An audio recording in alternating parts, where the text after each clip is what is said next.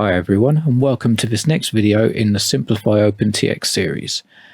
What we're going to have a look at today is adding a pan and tilt onto our receiver.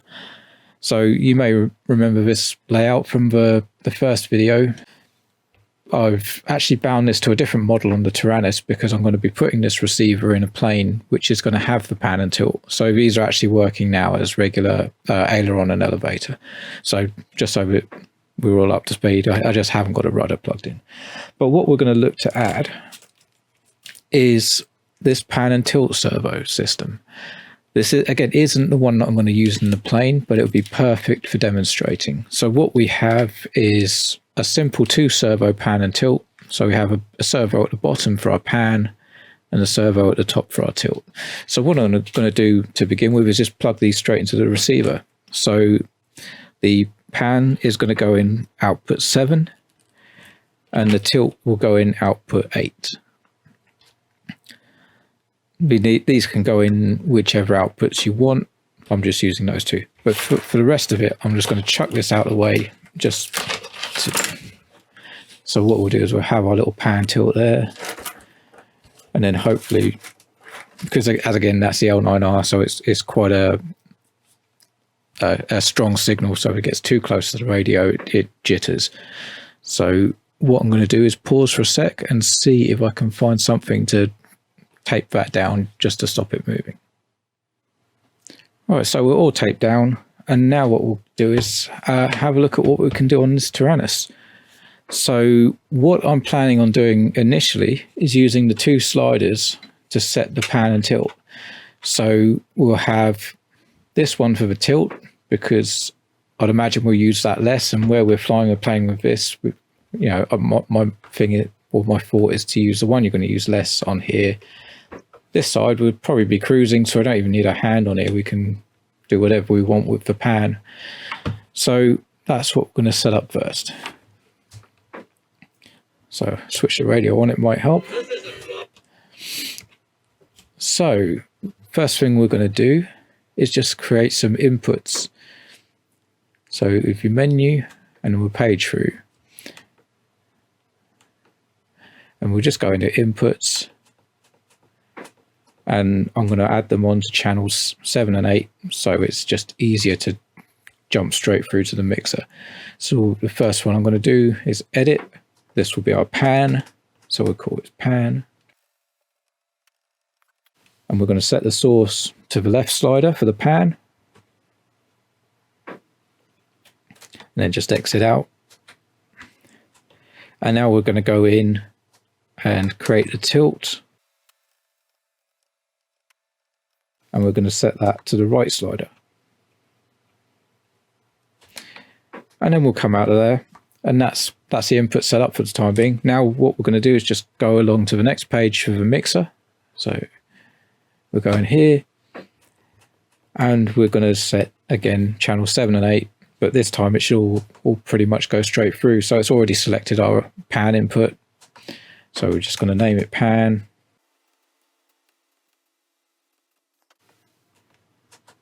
And then name channel 8 tilt.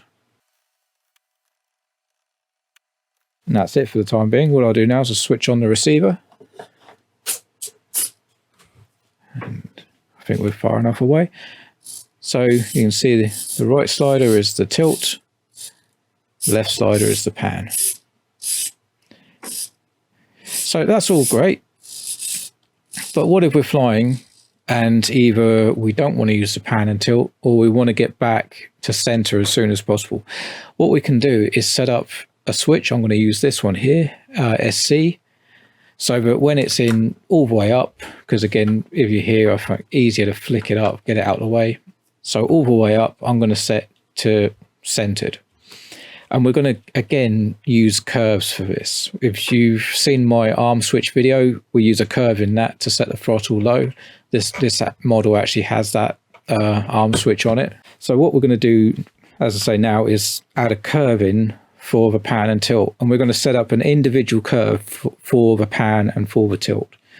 So we'll go through to the curves. Not that one. So this one, we're going to call we'll just call it pan. And sorry, I need to edit that. We're just again going to change it to a 2-point curve. But this time we're going to leave it as a flat line. And I'll show you why later on. So we'll exit out of that. Now we're going to create our next curve, call this one TLT for tilt. And again, this is just going to be a 2-point curve and left in the middle. So now what we need to do is go exit out of here and go back to our inputs. And what we're going to do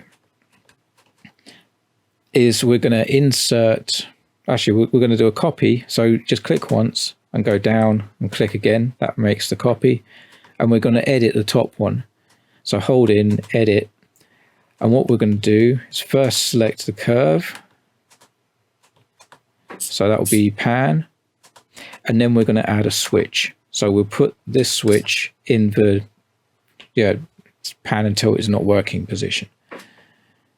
Then we'll do the same with tilt. Again, we'll copy that, edit this one. And we'll do the curve.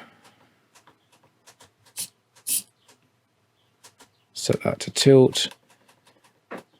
And the switch in that position. So what we have now is we have, with the switch in the up position, will be centered, and with the switch in either of these two positions, the pan and tilt will work.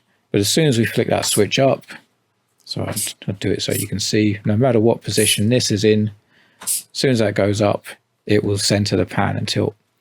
Now, the thing with the curves is if we page to them, if you find that it's not quite centered, so looking at this, the pan is slightly off to the left, that would be, I guess. So what we can do is edit the values. So I don't know which way around it would be. We'll go -10 on each one. There we go. So we probably only need, say, -5. So that's got that nice and straight. So you can adjust those two curves to have your rest point for the pan and tilt. So you'll always be looking when that switch is up in the correct position. So yeah, that's great. We have our pan and tilt. We have it perfectly centering. But we can do more.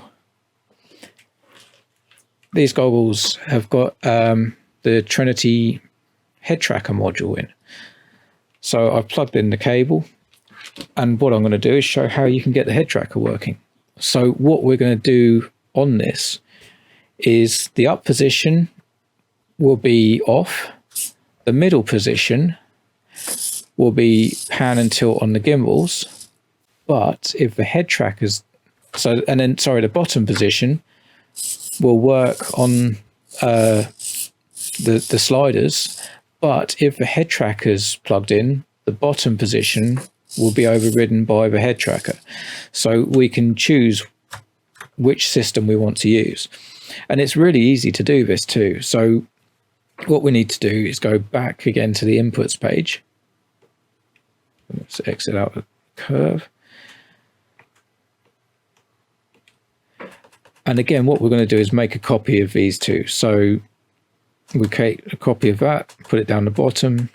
We'll just copy that, put it down the bottom. And what we're going to do is, again, modify the second one down this time, because it will fall through top to bottom. So if that switch is active, it will do that. If the other switch position will do that. If not, it will default to the one without a switch. So what we're going to do is set our switch into the middle position.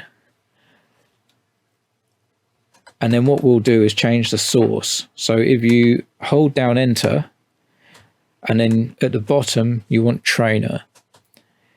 And what we want is channel 5, which is the default channel output for the head tracker on the Fat Shark Trinity module. channel 5, excuse me, is the default for pan. So we'll exit out of that. On the tilt, we'll do something very similar. Edit. We'll change that to trainer 6, which is the default for tilt. And trainer 7 is actually the default for yaw as well. So if you've got a yaw servo, you can set that all up too. So then we'll put our switch, sorry, we wanted it in the down position, didn't we? So I'll go and edit this one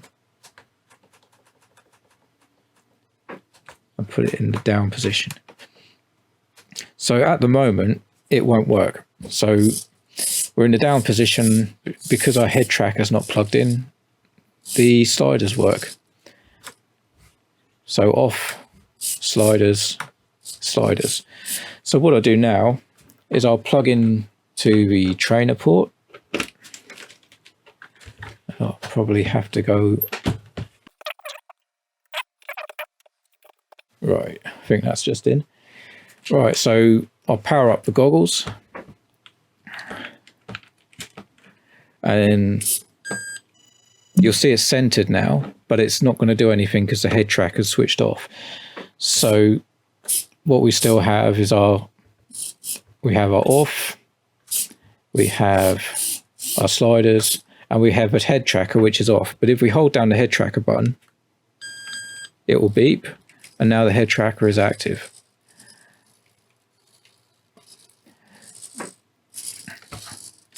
So that's all there is to it.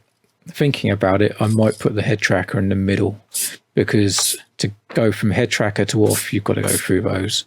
So yeah, I will change the switch so the head tracker is in the middle position rather than at the bottom.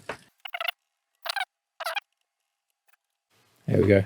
So in the middle position, head tracker is working. If we want to come out, just flick that up. Back down again, we're working. All the way to the bottom, we're now on this control.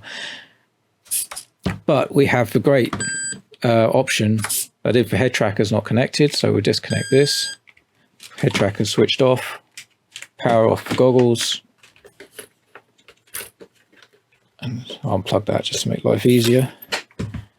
But now the pan and tilt is just going to be working on the sliders again. So it's a great system with fallbacks. I'm really looking forward to actually getting out and flying with a head tracker for the first time. So I hope you found this video useful. If you have, thumbs up would be great. If not, thumbs down. When I'm a small channel, anyone that subscribes, I'd be most grateful. And the bell icon for updates with more videos for OpenTX, flight controllers, all that good stuff. So thank you very much for watching, and get out there and fly them like you've stolen people. Thank you. Goodbye.